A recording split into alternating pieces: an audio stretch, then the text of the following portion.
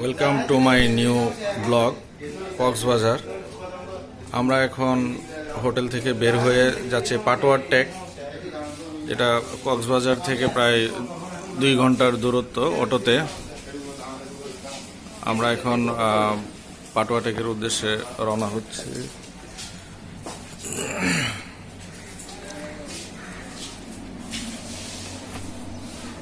এখন হোটেল থেকে বেরোচ্ছি। এখন বাজে সকাল 9টা। আমরা উঠেছিলাম সি ওয়েলকাম রিসোর্টে কক্সবাজার। আমরা এখন অটোতে করে পাটোয়ার টেক যাওয়ার জন্য রওনা হচ্ছে।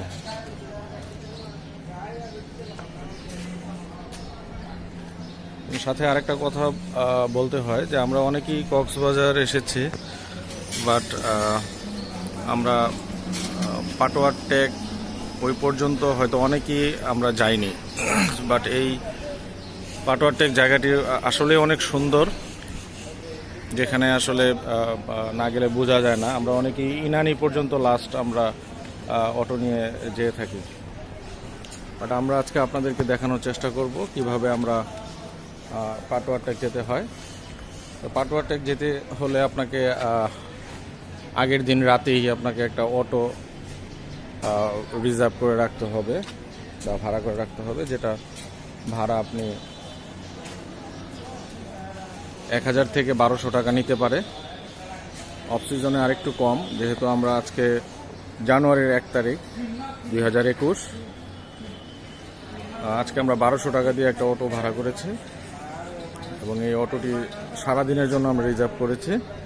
এই অটো দিয়ে আমরা পাটোয়ার টেক যাব, ইনানি বিচ ঘুরব এবং সাথে হিমছড়ি ঝর্ণা ওইটাও আমরা দেখব। আমরা মেরিন ড্রাইভ দিয়ে যাব। তো আমরা একসাথে 4টি স্পটের সংমিশ্রণ এখানে দেখতে পাবো। আমরা কক্সবাজার থেকে কলাতলি হয়ে সরাসরি চলে যাব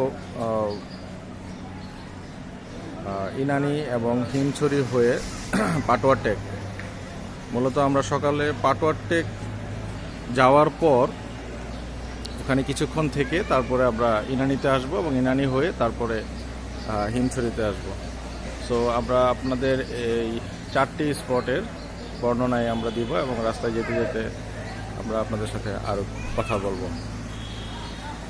আমার এই ভিডিওটি শ্যুট করা হচ্ছে আমার YouTube channel wish and play থেকে। উইশ এন্ড প্লে একটি ট্রাভেল ব্লগ। আপনারা এখানে বিভিন্ন জায়গার ব্লগ দেখতে পাবেন। এটা হচ্ছে মেরিন ড্রাইভের রোড। আমরা মেরিন ড্রাইভ দিয়ে যাচ্ছি। এক পাশে কক্সবাজারের সমুদ্র সৈকত, এটা হচ্ছে হিমছড়ি। তো আরেক পাশে দেখা যাচ্ছে পাহাড়। আমরা আসলে চলে যেতে চেয়েছিলাম পাটোয়ার টেক, বাট এখন আমাদের ড্রাইভার সাহেব বলল যে এখন তো জোয়ারের সময়, যার কারণে পাটোয়া টেকে যে শৈবাল প্রবালগুলো আছে, পাথরগুলো আছে, ওগুলো দেখা যাবে না। তাই আমরা ব্যাক করে আবার হিমছড়ির দিকে যাচ্ছি। হিমছড়ি থেকে সময়টা কাটিয়ে যাওয়ার পরে মূল উদ্দেশ্য হচ্ছে এখানে গিয়ে পাথরগুলো আমরা দেখতে পাবো। আমরা এখন হিমছড়িতে প্রবেশ করব। এখন চলে এসেছি হিমছড়িতে ঝর্ণাতে। আমরা এই রোড বেয়ে যাচ্ছি। এখানে অনেক লোকজন দেখা যাচ্ছে। আমরা সামনে থেকে দেখানোর চেষ্টা করতেছি আপনাদেরকে। বলে রাখা ভালো, এখানে ঢুকতে আপনার 25 টাকা টিকিট লাগবে, যেটার বিনিময়ে আপনি ঝর্ণা দেখতে পারবেন এবং পাহাড়ে উঠতে পারবেন। আমরা ফার্স্টে ঝর্ণা দেখার চেষ্টা করতেছি, আপনাদের দেখানোর চেষ্টা করতেছি।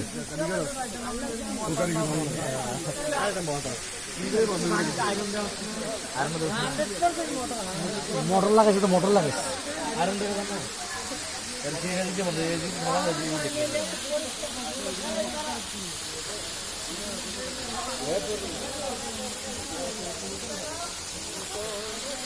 এখন আমরা আছি হিমছড়ির একদম পাহাড়ের উপরে। এক পাশ থেকে সমুদ্র দেখা যাচ্ছে এবং সমুদ্রের গর্জনগুলো শোনা যায়, শব্দটা পাওয়া যাচ্ছে। আপনাদেরকে একটু সমুদ্রটা দেখানোর চেষ্টা করতেছি। নিচে দেখা যাচ্ছে সমুদ্রের এক সাইড, এখানে অনেক লোকজন আসছে, আসলে অনেক উপরে উঠতে উঠতে হাঁপিয়ে যেতে হয়। তারপর আনন্দের জন্য সবাই উঠে উপরে, আর অন্য পাশে পাহাড় দেখা যাচ্ছে।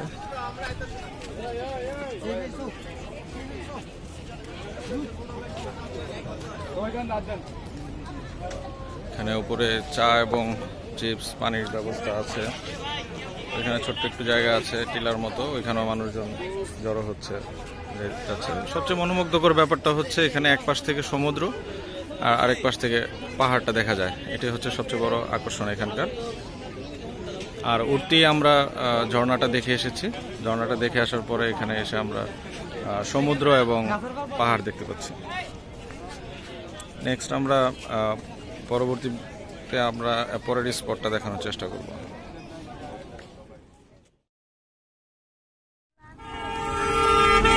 ভিউয়ার্স, আমরা হিমথড়ি থেকে কিছু দূর আগাতেই এখানে কাঁকড়া বিচ নামে পরিচিত একটা বিচ আছে, যেখানে লাল কাঁকড়ার দেখতে পাওয়া যায়।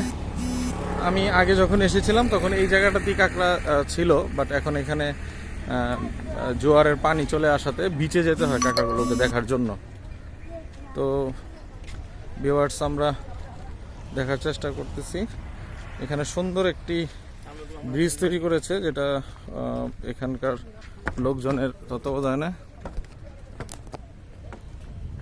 এটা প্যাসেঞ্জার পাসিং এর জন্য, কোনো গাড়ি যেতে পারে না, এটা শুধু বাঁশ এবং কাঠ দিয়ে বানানো। এটা মূলত এই জায়গাটা সমুদ্র সৈকত, বাট এখানে পানি চলে আসার কারণে এখানে কাঁকড়াগুলোকে দেখতে আমাদের সামনে যেতে হয়। তো ভিউয়ার, আমরা সামনে যাচ্ছি, তারপর আবার আপনাদেরকে দেখাচ্ছি। আমরা এখন সবাই মিলে কাঁকড়া বিচে যাচ্ছি। কাঁকড়া বিচের দুই পাশে ঝাউ এবং অন্যান্য গাছের নতুন নতুন চারা রোপণ করা হয়েছে, যেগুলো আসলে বড় হলে আসলে আরো সুন্দর দেখা যাবে মনে হয়। আমরা বালু দিয়ে হেঁটে হেঁটে বিচে যাচ্ছি কাঁকড়া দেখার জন্য। সামনে আমরা কিছু ছোট ছোট কাঁকড়ার বাচ্চা দেখতে পেয়েছি। আমরা সবাই হেঁটে হেঁটে যাচ্ছি। এটা রাস্তাটা অনেক সুন্দর করেছে, এক পাশে পাহাড় দেখা যাচ্ছে আর এই পাশ দিয়ে বালু দিয়ে আমরা বিচে যাচ্ছি। অসংখ্য ছোট ছোট ছোট কাঁকড়া আছে। আমরা ইতিমধ্যে একটা কাঁকড়া ধরেছি,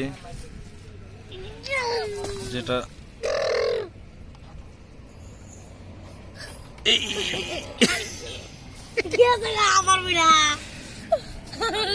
এটা কাঁকড়া আমরা ধরেছিলাম। এখানটা অনেক সুন্দর, ছোট ছোট কাঁকড়া চলাফেরা করতেছে, বাট এগুলো ধরা যাচ্ছে না। তো একটা কাঁকড়া ধরা হয়েছে এবং এই কাঁকড়াটা আমরা দেখলাম, এখন নিচে চলে গেছে, আবার আমরা ছেড়ে দিয়েছি, দেখা যাচ্ছে। তো আমরা এখন ইনানির উদ্দেশ্যে রওনা হচ্ছে। আমরা এখন যাচ্ছি ইনানি বিচে। মেন রোড থেকে অটোতে নেমে আমরা এখন ইনানি বিচের দিকে যাচ্ছি। এটা মেন রোডের উপরে অটো থামিয়ে দেয় এবং ওখান থেকে হেঁটে আপনাকে বিচে যেতে হবে আপনাদেরকে।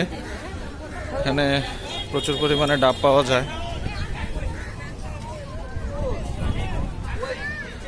এবং ডাবগুলো একটু দামাদামি করে কিনলেই ভালো হয়। এখানে সুযোগ বুঝে যার কাছ থেকে যেমন নেওয়া যায় ওরা আসলে ওরকমই নিয়ে থাকে। এখানে প্রায় 20 থেকে 25টা ডাবের দোকান আছে, তবে এখানে ডাবগুলো একটু অন্যরকম স্বাদ। এখানে ডাবগুলো অনেক বড় হয় সাইজে এবং খেতেও খুব সুস্বাদু।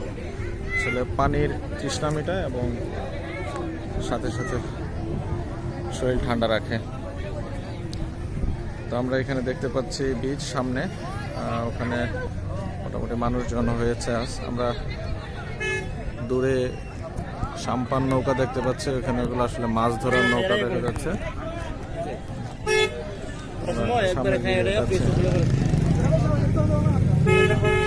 আপনারা দেখতে থাকুন আমাদের এই ভিডিওটি এবং ইনানি বিচ। এখানে আরো কিছু বড়ই, তেঁতুল, আমড়া, শসা এবং কিছু ভর্তা বিক্রি করা হয়। এখানে নতুন একটা ফল, যেটা আসলে টক হয়। এটা কি ফল? হ্যাঁ, আনারকলি। টক টক মিষ্টি কি ভর্তা বানায় দেন? আনারকলি ফল এগুলো তো নতুন দেখা যাচ্ছে, 2-1 বছর ধরে দেখা যায় এগুলো। আসলে এগুলো কিছুটা খেতে কদবেলের মতো, আনারকলি বলা হয়।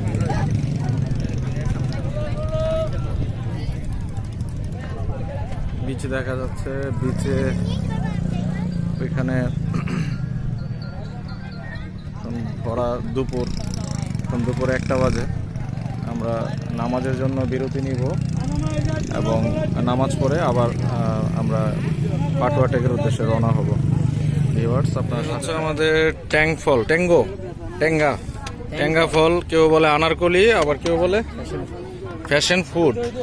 আচ্ছা আচ্ছা, এই যে আমরা নিয়েছি এটা তৈরি করার নিয়মটা হচ্ছে এটার ভিতরে লবণ আর মরিচের মিশ্রণ, তারপরে কাসুন্দি, তারপরে চিনি দিয়ে তারপরে এটার মাথাটা কেটে তারপরে এরকম মিক্স করে দেয়। খেতে কিছুটা কটবেলের মতো স্বাদ, কিছুটা টক, কিছুটা মিষ্টি। তো আমি এই ফলটা এবারই গতবার দেখেছিলাম, বাট খাইনি, এবার এসে এটার টেস্টটা করলাম। ভালোই মনে হচ্ছে, সবাই খুব চেটেপুটি খাচ্ছে। কেমন স্বাদ, কেমন ভাই এটা খাইতে? মেলা টক। আচ্ছা আচ্ছা, টক ভালো। থেকে বীজ দেখা যাচ্ছে, আমি সমুদ্রের গর্জন শুনতে পাচ্ছি। এখানে অনেক লোকজন খাট বা আপনার বিছানা নিয়ে ভাড়া নিয়ে থাকে। এখানে জেনে রাখা ভালো যে এখানে সিটগুলো ঘন্টা প্রতি ভাড়া দেয়। এখানে ঘন্টা প্রতি ভাড়া হচ্ছে 30 টাকা করে। এখানে আপনি ইচ্ছা করলে রোদের তাপমাত্রা যদি বেশি থাকে সেই ক্ষেত্রে আপনারা ছাতার নিচে বিছানায় বসে থাকতে পারবেন। আর ওই দিকটাতে বিচের মূল অংশ, এখানে মানুষ গোসল। এটা হচ্ছে পাটুয়া টেক রানী পাথর বিচ। এখান থেকে পাথর দেখা যায় এবং সারাদিন অনেক ঘোরাঘুরি করলাম। আমরা ইনানি বিচে ছিলাম, তারপর হিমচুরিতে ছিলাম, মেরিন ড্রাইভ পুরোটাই দেখা হলো, কাঁকড়ার বীজ দেখেছি, একটা ছোটোখাটো একটা ঝর্ণাও দেখেছি। তো আমরা এখন এটাকে আপনাদেরকে দেখানোর চেষ্টা করতেছি, আপনারা ইনশাল্লাহ সাথে থাকবেন। এবং ভিউয়ার্স, পাটুয়া টেক পাথর রানী বিচ, এখানে আপনাদের পার্কিংয়ের জন্য 20 টাকা করে লাগবে অটো, এবং সিএনজি টমটমের জন্য 20 টাকা, এবং যারা প্রাইভেট কার নিয়ে আসবেন তাদের জন্য 50 টাকা। এটা সব জায়গাতে দিতে হয়, যেখানে যেখানে এই স্পট আছে এখানে এই চার্জটা দিতে হয়। তো আমরা আপনাদেরকে দেখানোর চেষ্টা করতেছি পাথরের যে বিস্তরণ। এখানে প্রচুর পরিমাণে পাথর এখানে দেখা যাচ্ছে। এখন জোয়ারের সময় শেষ হয়ে যাচ্ছে, ভাটার সময় শুরু হচ্ছে, তাই পাথরগুলো জেগে উঠেছে। কিছুক্ষণ পর হয়তো আরও পাথর দেখা যাবে। এখানে আমার সামনের দিকটায় এখানে পাথর আছে। আমরা আগে যখন এসেছিলাম বা তার আগের বছর এসেছিলাম তখন আরও বেশি পাথর ছিল। আমার মনে হচ্ছে এই বছরটা একটু পাথর কমে গিয়েছে। আর কক্সবাজার বিচে কোনো পাথর নেই, এসব শৈবাল বা প্রবাল নেই, বাট এইখানটায় আমরা অনেক পাথর দেখতে পাই, বড় পাথর, ছোট পাথর, অনেকগুলো পাথর দেখতে পাই। আর বিশেষ করে ইনানিতে কিছু পাথর আছে, কিন্তু এখানে হচ্ছে ব্যাপক বিস্তরণ পাথরের। আসলে আপনাদেরকে এখানে নিয়ে আসার উদ্দেশ্য হচ্ছে যে আপনারা এটা দেখুন যে পাথরটা কিভাবে এখানে ইয়ে করা হয়। তো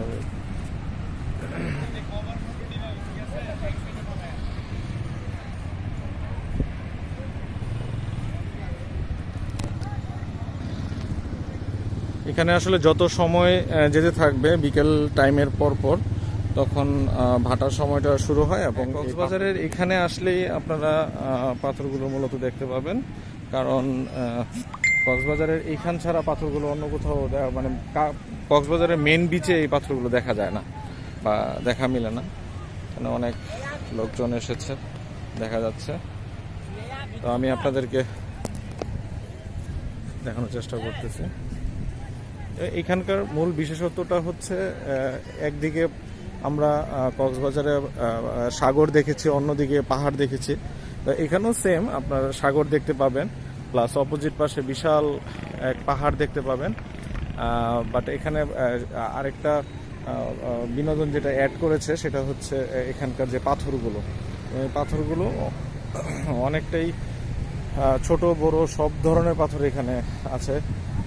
পাথরের মাঝে মাঝে অনেক সময় আবার ভাটার পানি যখন নেমে যাচ্ছে তখন এগুলো দেখতে পাওয়া যায়। অসংখ্য মানুষ এখানে আছে, ছবি তুলতেছে দেখা যায়।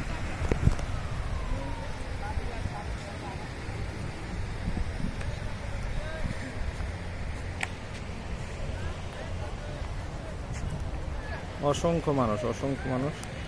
আর বিকেল এখন 4টার কাছাকাছি, তো এখন লোকজন আরও বেশি হবে। আর পাথরগুলো আসলে মনোমুগ্ধকর, অনেক সুন্দর, যে বিশাল আকৃতির পাথর, ছোট ছোট পাথর। মজার ব্যাপার হচ্ছে এগুলো জোয়ারের সময় কিন্তু পানির নিচে চলে যায়, আর ভাটার সময় এগুলো আবার জেগে ওঠে। তো ভিউয়ার্স, আজকে এই বলে আমার ভিডিও শেষ করতেছি। আর আমার ব্লগটি যদি ভালো লাগে সেই ক্ষেত্রে আমার চ্যানেলটিকে সাবস্ক্রাইব করবেন, যাতে আমি পরবর্তী ভিডিও আপলোড করতে পারি বা ব্লগ তৈরি করতে পারি। আর আপনারা কমেন্টসে অবশ্যই জানাবেন নেক্সট টাইম আপনারা কোন ব্লগটি দেখতে চাচ্ছেন, এটা অবশ্যই আমাদেরকে জানিয়ে রাখবেন। ধন্যবাদ সবাইকে।